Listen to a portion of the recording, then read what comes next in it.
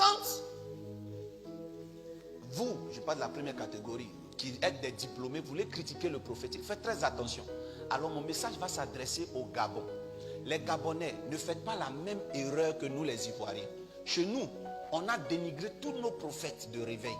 On les a mangés dans une sauce pimentée, piquante. Croquer les os. On n'a plus de prophètes. Et là, on a été obligé dans les années 1900, fin des années 90, obligé d'aller au Ghana, au Nigeria pour aller se chercher des prophètes. Aujourd'hui, regardez nos pères. Où est passé Jean-Marie Domoro? Où sont nos prédicateurs? Où ils sont passés? Quels sont les pasteurs qui font les foules aujourd'hui? Mais tous nos héros de la foi ne sont pas là.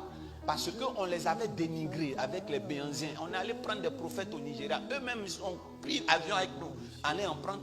Et donc, on n'a pas de prophètes ici. Et la Côte d'Ivoire n'a pas été un pays de pèlerinage pour tous ceux qui aspiraient au prophétique. Gabon, ne faites pas ça. Je vous lance un message par rapport à un jeune prophète que je vois naître chez vous, qui s'appelle Emmanuel, quelque chose comme ça. Avec beaucoup de cheveux. Aidez-moi. Oui, mais il est bon. Jamais dans le paysage gabonais, je n'ai vu un prophète de ce rang déferler la chronique prophétique. Il donne envie à une jeunesse de servir Dieu. Qu'est-ce que vous avez à faire des blogs? Vous allez le manger aussi et vous allez rester comme ça.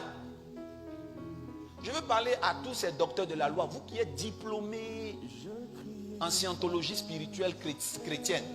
Calmez-vous, c'est comme ça.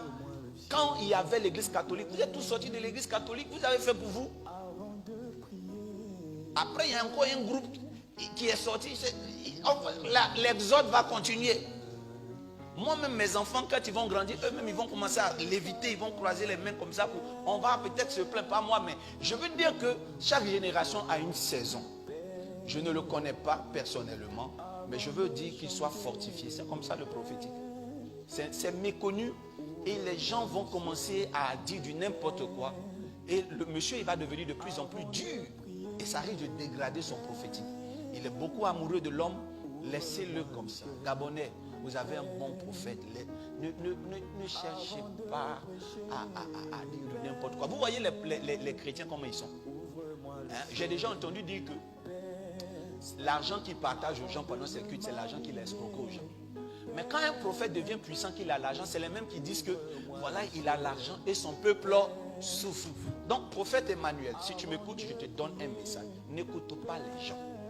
Il faut vivre. Si tu fais, ils vont dire que tu fais mal. Tu ne fais pas, ils vont dire que tu ne fais pas. Gabon, à bon entendeur, salut. Gabon, à bon entendeur, Gabon. Gabon.